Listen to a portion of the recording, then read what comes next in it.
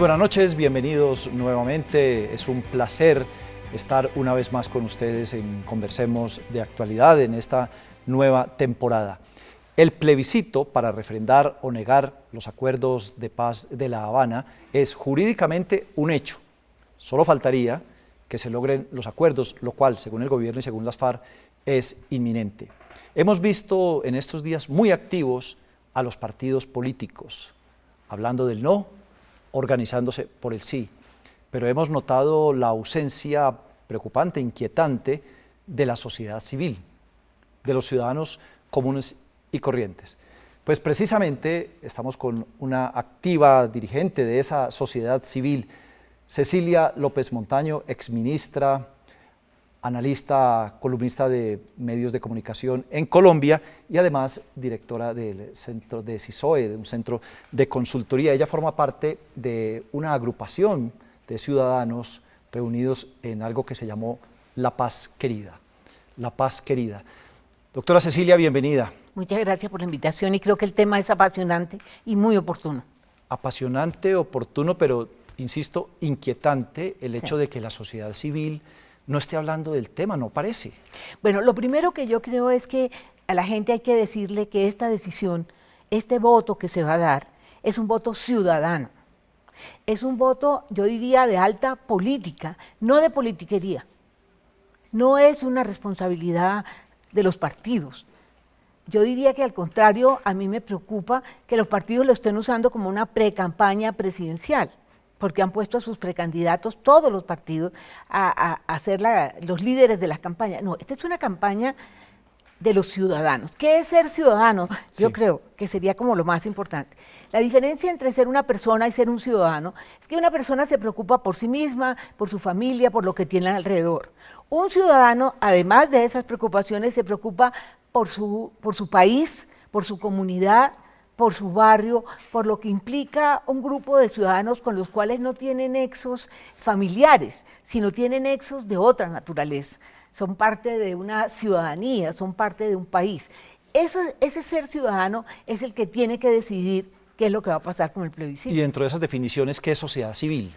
Sociedad civil somos todos los que no estamos vinculados ni al Estado, que estamos operando dentro del sector privado, en la academia, en la casa, en las organizaciones comunitarias, todas estas agremiaciones que Colombia tiene muchas, que luchan por diferentes temas, todas estas que no pertenecen al Estado, ni pertenecen a una organización como el Ejército, ni las Fuerzas Armadas, esto es sociedad civil, o sea, hay somos 48 millones, bueno, por lo menos debe haber 45, 46 personas que son sociedad civil. Pero como mínimo pertenecen a algo, pertenecen Claro. aunque sea a una parroquia. O pertenecen a una parte. Es que esa es la a un sindicato, una asociación. Exacto, sociedad civil es que son los que son ciudadanos. El problema es que no todos los 48 millones de colombianos son ciudadanos, porque hay muchos que creen que eso es un problema de los partidos, que las decisiones sobre la sociedad y sobre la paz es de un grupo de gente. No, la paz es un tema de nosotros los colombianos, de todos y cada uno, y esa es la decisión que importa. Se le ha dado un protagonismo, no solamente creo que los políticos se lo han tomado, sino que al convocar a los políticos, a los dirigentes y a decirles, organícense ustedes, salgan a apoyar, y por otro lado es un grupo político, una organización política la que está promoviendo el no. ¿Ahí hay una falla de estrategia de pronto? Yo creo que hubo una falla de estrategia, sinceramente. Usted sabe que yo creo que fui de las personas que cuando el primer periodo del presidente Santos, sin ser santista, dije, Santos se la va a jugar por la paz, porque era la persona que podía hacerlo en este país tan conservador y con todos los que hemos hablado en contra de cualquier cosa, éramos de las FARC. Dije, el único que no le pueden decir que es de las FARC es el presidente Santos, ¿sí? Porque pertenece a todo el estamento que ha estado libre de eso. Entonces me parece que en esto el problema, y yo entiendo la desesperación frente a la oposición que se le volvió política, cómo reacciona uno frente a un no político, político que además es una secta, sí, porque no es un partido, Uribe da una orden y todo el mundo cumple. Claro, la reacción inmediata fue, pongámosle otro político al frente, y yo creo que ahí hubo un problema en el sentido que la gente se sintió que eso ya no es problema nuestro, eso es problema de los partidos políticos. Y entonces los partidos políticos, además, en vez de dejarlo neutro, en el sentido de decir, no, aquí lo que importa es la paz, miren lo que va a pasar con la paz, cuáles son los beneficios, cuáles son los cambios que va a tener este país. Lo que hicieron fue volverlos de campañas presidenciales, nombrando como jefes de cada partido a los que podían ser candidatos presidenciales como para medirles el aceite. Y eso hizo que la gente, la ciudadanía se sintiera que no tenía responsabilidad. Error profundo. Sí, es lo que hasta el momento está pasando. Todavía, obviamente, queda un camino por recorrer. Dios. Todavía no hay una convocatoria, pero las encuestas en este momento están mostrando que solo un poco más de la tercera parte de los votantes votarían el plebiscito. Es que yo lo que creo y esa tercera parte se va a repartir entre sí y no. No, por Dios. Yo lo importante es que contarle a la gente, mire, ¿qué ha pasado con 60 años de guerra? Sobre todo para la población urbana que no ha sentido la guerra y por eso no tiene pasión por la paz, porque esto no ha sido como los campesinos y como la población rural que vivió la guerra totalmente. Aquí ha habido eventos, yo no digo que no haya habido víctimas, pero el grueso de las víctimas han sido rurales. Entonces lo primero que hay que contarle a la gente es qué pasó en estos 60, 70, casi 100 años en que salimos de un conflicto a otro. Se paralizaron las decisiones trascendentales de cambio que hace un país que no tiene guerra. Entonces, esta es una sociedad donde no se hizo la reforma agraria. Ahora no hay que hacerla en la forma tradicional, pero hay que tomar un tema. La concentración de la tierra es un problema muy grave que viene desde hace mucho tiempo y se ha podido hacer. No se hizo esa reforma educativa que cambie una sociedad, que es cuando la educación pública se vuelve de muy buen nivel. Y entonces toda la clase media entra a la educación pública en vez de estar pagando educación privada mala y jalona a los pobres y jalona la calidad. No se hizo la reforma de salud, sí, hoy todos tienen un carnet, pero mire la calidad de salud que tenemos. Entonces, ¿qué es lo que está pasando? Esta es la oportunidad, digamos, esta es la oportunidad para que esas cosas que todo país normal sin guerra no hace. Y sumémosle a eso los muertos, sumémosle los pueblos que no pudieron tener una carretera o un puente porque no se podía construir. Todo el tema de la infraestructura. Entonces, ¿qué pasó? Se congeló el campo.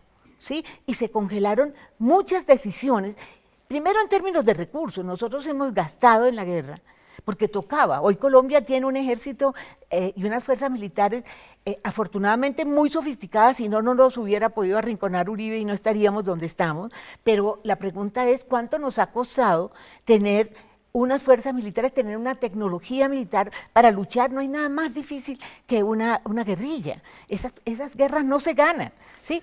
Esa plata deja de... Pero hay un tema que, antes de que se me pase, me parece importante. Una cosa que en Colombia no se está hablando es que entre la firma del acuerdo y el posconflicto hay un periodo que se llama de transición. Sí. Y aquí no estamos hablando de eso. ¿Qué es la transición? Esto es muy importante que los colombianos lo sepan. La transición es que una vez que se firme los acuerdos ya definitivos y además se ratifique por el plebiscito que se inventó el presidente, ¿sí? Que no lo necesitaba, pero bueno, hay que jugárnosla a eso. En ese momento, esos acuerdos empiezan a discutirse en cómo se traducen en nuevas políticas y nuevas acciones. Lo que se llama la implementación de los acuerdos. Para que podamos pasar al posconflicto. Entonces, no es que firmen el acuerdo y entramos al posconflicto, no. Lo que viene, para que no se asusten, es una transición. Y esa transición es donde los ciudadanos deciden si eso que se decidió en La Habana implica unos cambios muy profundos en la sociedad o no. Sí. Entonces, mira la responsabilidad que tenemos todos y cada uno de los colombianos de tomar esto como una cosa nuestra. No dejar que esto sea... Claro, los políticos pueden ayudar, pero ¿qué ganan los políticos fuera de saber cuáles de sus precandidatos sí van a ser los mejores candidatos? En cambio, mira lo que gana el ciudadano, es otra página de la historia. Ahora, un sector de los políticos está preocupado es por el hecho de que este proceso va a llevar a que haya una participación política de los antiguos combatientes. Entonces, hay muchos intereses políticos ahí que se están mirando y por lo que hay preocupación de un lado o preocupación del otro. Si yo gano aquí políticamente o si ganan ellos políticamente. Bueno, mire, la verdad es que en Colombia yo soy una crítica de la forma como se hace la política y yo estuve en el Senado, yo renuncié al Partido Liberal, pero yo sigo siendo liberal y uno no deja nunca de ser político porque uno es ciudadano en el fondo. Bueno, ¿qué es lo que pasa en este caso? En Colombia la participación política ha sido muy escasa. Es decir, ha sido capturada ¿Cuánta ha sido libre con esto del clientelismo, especialmente en mi región, en la región Caribe?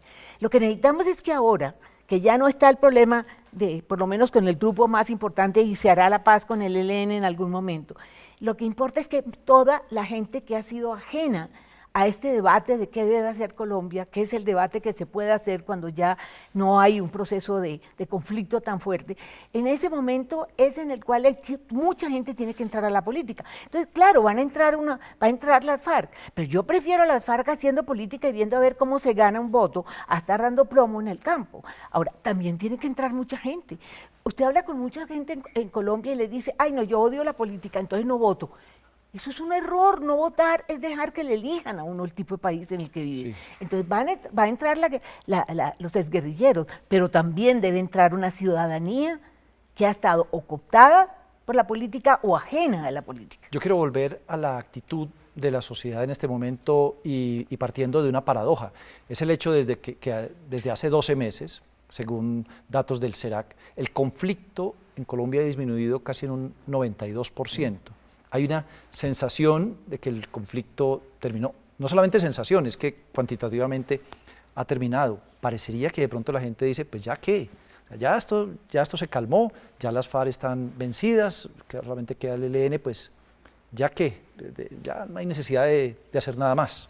Mire, el problema es que el problema de Colombia no es solamente el conflicto, el problema ha sido que el conflicto, y vuelvo a ese tema porque es muy importante, el conflicto evitó que este país tomara una serie de decisiones y de políticas que son las que toman las democracias normales. Lo que pasa es que Colombia es un país tan exótico que en medio de todo este conflicto hemos crecido y ha habido sectores que se han desarrollado y ha habido una élite que le ha ido divinamente y que cree que, no, al contrario, le va a cambiar la vida porque antes manejaban el gobierno y ahora no, ahora va a haber mucho más gente participando, ¿sí? Entonces, lo importante no es que haya o no haya conflicto, es que ahora sí vamos a hacer las cosas que toca. Colombia está muy atrasado en competitividad, eso que preocupa tanto a los sectores. Colombia está, mira, hay un tema que a mí me preocupa, las brechas. La brecha más grande que tiene Colombia es la rural urbana. Es decir, nosotros podemos ser la gran despensa de América Latina para el mundo, sí, pero si no hacemos algo y ya no va a haber guerra, luego se puede hacer. Pero la otra brecha es la de crecimiento. El PIB potencial, que es el que dice cómo se va a desarrollar la economía. La riqueza del país, pues. La riqueza del país se pegó una disparada en medio de la guerra. Entre el 2000 y el 2012 pasó de 2.5 o 3 a 4.5, el PIB potencial en este momento está en 2.53. Volvió y cayó. O sea, se cayó. O sea, tenemos que recuperar la capacidad productiva de los colombianos, tenemos que mejorar la educación, tenemos que mejorar la capacidad de exportar, no tenemos oferta exportable. Sí. ¿Sí? Tenemos que producir. O sea, es la oportunidad, no es que no se estén matando o se estén matando porque eso estaba ya en el campo, no, es que vamos a hacer los cambios que un país que no tiene que dedicarle tanta atención a este problema de que se mataron 3, que se mataron 10, que hubo un atentado con 100, se puede dedicar a hacer de este país una sociedad distinta. Doctora Cecilia, volviendo o continuando con el plebiscito, solo he conocido de 2 organizaciones, de grupos civiles que se han formado, La Paz Querida, de ustedes, que es un grupo de intelectuales, no pertenecen a grupos políticos o no son representantes de grupos políticos. Sí. Hay otra organización que se llama La Paz Sea Contigo, en la que sí hay miembros del Congreso y de partidos políticos, digamos que se tiene un poquito más de participación política. ¿Qué pasa con organizaciones como la suya, por ejemplo? ¿Qué actividad hay? ¿En qué momento van a empezar a salir, a trascender, a hacerse ver? ¿O es que no hay espacio para ustedes? No, mire. Esta experiencia yo creo que es muy valiosa. Esta experiencia fue muy curiosa porque nació hace un año y a todos nos llamó la atención que un ex general de la República, Henry Medina, nos estuviera llamando. Entonces todos dijimos, ¿cómo así que un ex general tan preocupado por la paz? Este hombre ha hecho un esfuerzo gigantesco y durante un año nos ha empezado a reunir y con el apoyo, entonces ahí se vinculó Pacho de Rú, Manuel Rodríguez, Elizabeth Dungar, un grupo muy... Juan Mario Lacerna, entre otras cosas, que fue la última vez que lo vi. En paz descanse, sí. Se trabajó durante un año en un mensaje y en qué íbamos a hacer. Eso no fue fácil porque todos somos ocupadísimos, en fin, pero el ex general fue tan claro que logró que presentáramos hace un mes más o menos esa declaración. Nosotros todos fuimos a la declaración muertos del susto, convencidos de que iba a ser ¿cómo se llama? En la biblioteca Luis Ángel Arango, a una hora fronte, y además estaba lloviendo, dijimos, no vamos a estar ni los 40. Pues aparecieron 250, 300 personas mejor dicho, de todos los niveles, académicos, no académicos, gente de la derecha, gente de la izquierda. Hubo una efervescencia en ese momento que para todos fue una señal de que sí hay espacio. Al mismo tiempo me di cuenta que hay un grupo de la Nacional, de intelectuales de la Nacional, también sin afiliación política, que están haciendo unos conversatorios con más vínculos con La Habana. Y está lo de La Paz Querida. Lo de la Paz contigo. Exacto. La Paz contigo. Ahora todos tuvimos que viajar mucho, ya nos estamos volviendo a reunir y ya vamos a empezar a salir a las regiones. Porque es que aquí lo importante no es solo Bogotá, son las regiones. Entonces, Manuel Rodríguez estaba proponiendo, yo no pude porque estaba fuera del país, empezar a mirar lo que está pasando en el Magdalena, tomar temas en las regiones y mostrar cómo se necesita un espacio de paz para poder resolver conflictos. Y la idea era seguir en todas las regiones con mucha gente joven. O sea, nosotros empezamos ahorita una estrategia muy fuerte y yo estoy segura que los otros grupos también. Sí hay espacio, pero necesitamos que los medios dejen de darle, y tú me perdonas, pero me parece muy importante, solamente espacio a la pelea entre Gaviria, entre Santos y el presidente Santos ha tratado de zafarse de toda la manera de esta, yo no sé cómo ha hecho, yo creo que debe tomar pastillas calmantes porque ha sido muy difícil, pero Gaviria es muy agresivo y Uribe ni se diga. Entonces que la gente primero, esto no es un tema de politiquería, esto es un tema de alta política que vincula a los individuos, nosotros, cada uno de ustedes, la ama de casa, el que pertenece a Acción Comunal, el que va a la iglesia y tiene un grupo, todos tenemos la obligación de no dejarle a la próxima generación semejante historia. Los estudiantes, los maestros, los maestros, indígenas todos. Que hacen paro, la cumbre agraria que hace paro, los Todos. camioneros que hacen paro, todos. Ahora el Consejo Electoral ya ha empezado a trabajar en la reglamentación del plebiscito, sí, aunque no ha sido convocado oficialmente, pero ya están trabajando en eso y eso nos ha dicho el presidente del Consejo Electoral. Justo en los últimos días hubo una audiencia, ya, fueron invitados los partidos políticos, y allí hubo quienes propusieron y dijeron que solamente haya una vocería por el sí y una vocería por el no para organizar esto. ¿Quién se toma esa vocería? Ya sabemos en el no quién, en el sí sería otro grupo político o un grupo de partidos políticos, y entonces ahí yo pregunto, mire, ¿y dónde queda la sociedad civil? ¿Cómo hacer, por ejemplo, para que ustedes tengan reconocimiento del Consejo Electoral y además tengan financiación para una campaña si quisieran hacerla? Pues mire, yo creo que ya llegó, al principio se quiso hacer en La Paz Querida una cosa muy ciudadana, en el sentido de que no tuviera connotaciones políticas porque había gente conservadora, liberal, en fin, de todo. Pero yo creo que llegó el momento y tenemos una reunión a principios de la semana entrante y la propuesta va a ser no. Yo creo que ya hay que decirle, hay que buscar, hacer explícito que vamos a apoyar el sí. Y los que vayan a apoyar el no, pues el no, pero no dejarle a los partidos, ya no los podemos sacar, ya los partidos están metidos. Pero ahora lo que necesitamos es que los ciudadanos nos apropiemos de este debate, los del sí y los del no. Señores, esto es de nosotros las personas. Entonces lo que yo creo es que, y va a ser un planteamiento que estoy seguro que varios de La Paz Querida lo vamos a hacer, bueno, ahora sí llegó la hora de, no sé, hablar con el gobierno y decirle qué va a hacer usted con estos grupos. Yo sé el de Nacional, ya son 3 los que yo conozco. Sí. Debe haber otros que son inclusive amas de casa que están llamando a otras para que y lo invitan a uno para que uno les explique. Sí, lo que falta es una cosa más incluso fuerte. No tendrían que ir al gobierno, usted dice, eso es decir, el gobierno qué va a hacer con estos grupos. Pueden no tener nada que ver con el gobierno. No, pero que sepan que existimos. Que vayan al Consejo Electoral, que se hagan escuchar del Consejo Electoral y digan, los grupos civiles también tienen derecho a unirse, a conformar asociaciones, lo que sea y todo eso, y decir, vamos a hacer una campaña. Pero tú tienes razón. Tal vez, yo dije esto porque esa fue una idea que soltó Piedad en el grupo que ella estaba moviendo. Sí. Pero la verdad es que lo que yo quiero decir es que ya hay que ponerle un poquito de institucionalidad a estas expresiones ciudadanas. Y tal vez la mejor forma es esta, es pedirle al Consejo Electoral que nos convoque. y que no nos ponga a exigir pues que tenemos que tener personería jurídica. Aquí no tenemos ninguna personería jurídica, tenemos el general que nos ha convocado, el Pacho de Rú, que ha buscado unos recursos, a mí también unos empresarios ofrecieron unos recursos, porque todo ha sido gratis prácticamente. Entonces necesitamos institucionalizarlo, entonces que llamen esos diferentes grupos, que nos conozcamos. Sé que están desafortunadamente los empresarios cayeron en la cosa política, porque está Fabio, pues Fabio Villegas, yo he estado con él, obviamente los empresarios se están moviendo, pero acaban de hacer varias cosas que yo quisiera, estoy muy recién llegada para entenderlas. Una es que ya no van a volver a la ANDI un foro político sobre el plebiscito. A mí eso sinceramente no me parece. Es decir, porque es que de nuevo le ponen el sello que a la gente eso le da susto.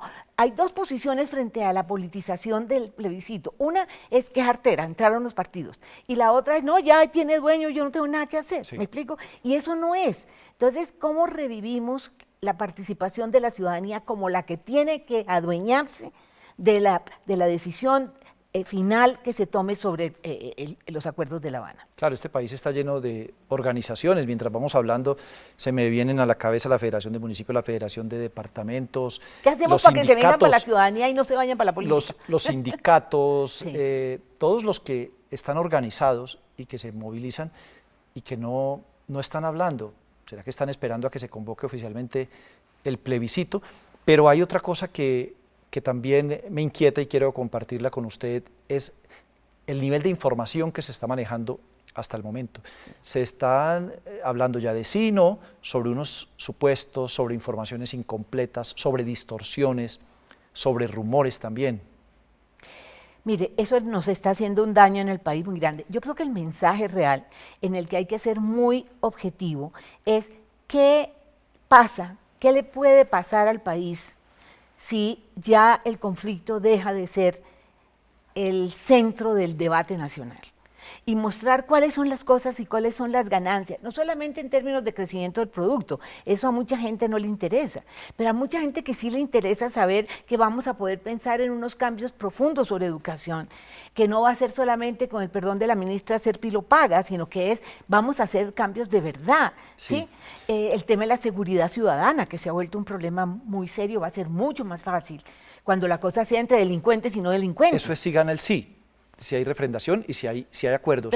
Pero sí, la campaña del no, o por lo menos la organización política, el Centro Democrático, que ha dicho que va por el no, dice que con el no también habrá paz. Eso me parece que fue muy hábil, tienen el mejor publicista, porque es un mensaje corto y contundente, pero la verdad es que eso es mentira.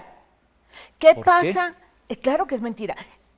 ¿Qué pasa si se pierde todo este proceso de varios años? Sí, que entre otras cosas, el autor de ese proceso en gran parte fue Uribe. Si Uribe no hubiera arrinconado a las FARC, y yo soy lo más antiuribista que hay, para eso hay que reconocérselo, prueba dos cosas. Primero, que las FARC no se pueden derrotar, porque él tuvo toda la posibilidad y no pudo, porque es que derrotar una guerrilla es casi imposible. Y segundo, que él sí logró debilitarlos, él debía estar cosechando, pero como el problema es otro, entonces no lo capitaliza. Entonces a mí lo que me parece que es importante es que nos sentemos a pensar realmente qué gana el ciudadano, qué le pasa al ciudadano común y corriente con una situación en la cual el foco del país sea el desarrollo de su gente, el desarrollo de su sociedad, el ubicarse en la modernidad y no seguir con gente viviendo en el siglo XVIII como nos está pasando en el campo. ¿Usted no cree que si gana el no, eso es un mandato para que el gobierno entonces vaya y corrija lo que quedó mal hecho del acuerdo? Yo no creo. Yo creo que, mire, si gana el no, es muy difícil prever, pero es que en el fondo, la gente que está promoviendo el no, en el fondo de su alma, en lo que cree es que a la guerrilla hay que derrotarla. Que ese ha sido el gran problema, no han entendido que la guerrilla no se ha derrotado. Por eso tiene que haber una negociación, y uno no negocia con los amigos, uno negocia con los enemigos. Pero lo que está pidiendo el no es que los tratemos como si los hubiéramos derrotado. Luego, como no se han derrotado, ¿cuál es la única forma que ellos aceptarían alguna cosa derrotándolo? ¿Eso qué quiere decir? Seguir con el conflicto. Entonces yo creo que están engañando a la gente diciéndole que votar por el no es votar por sí a la paz. ¿Cuál paz?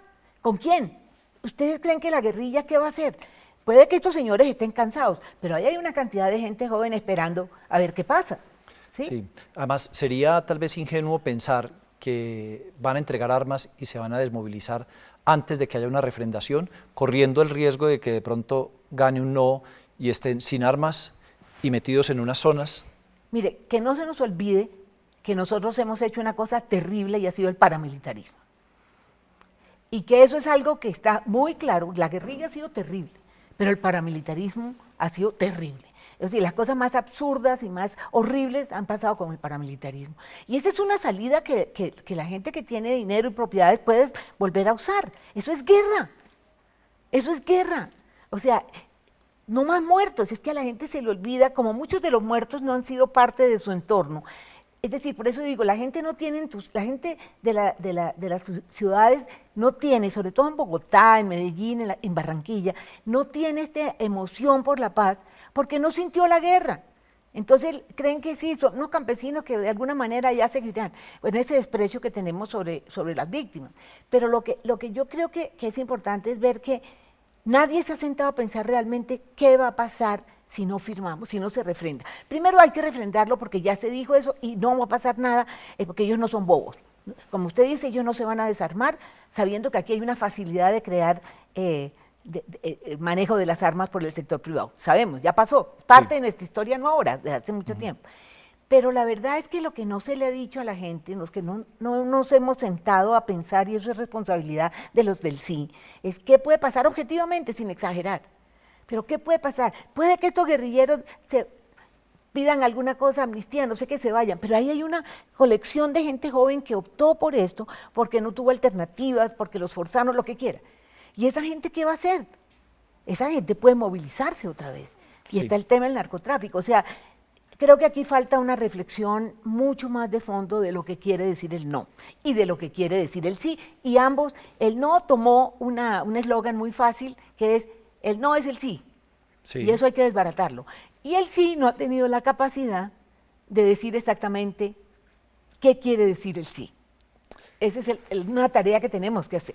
Una tarea que vendrá en los próximos días, seguramente, cuando se convoque oficialmente el plebiscito y cuando el gobierno tenga que asumir como 3 tareas al mismo tiempo, que es la pedagogía que tiene que hacer, si va a promover el sí, por un lado, o si se lo va a entregar y se va a desprender del sí, responder a todo lo que sean ataques. Entonces se viene una tarea compleja, pues sería muy bueno entonces que la sociedad civil, que las personas como ustedes, los que integran Paz Querida y muchas otras organizaciones, porque ustedes son al fin y al cabo ciudadanos solamente, pero quienes tienen organizaciones, pues participen de esto, por el sí o por el no, pero que participen. Muchas gracias por haber estado aquí con nosotros. Y los invito a que se unan a la Paz Querida. Creo que entramos en una segunda etapa, estamos muy entusiasmados, queremos participar en las regiones, pronto van a oír de nosotros.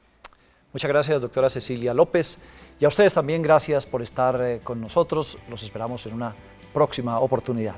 Que descansen.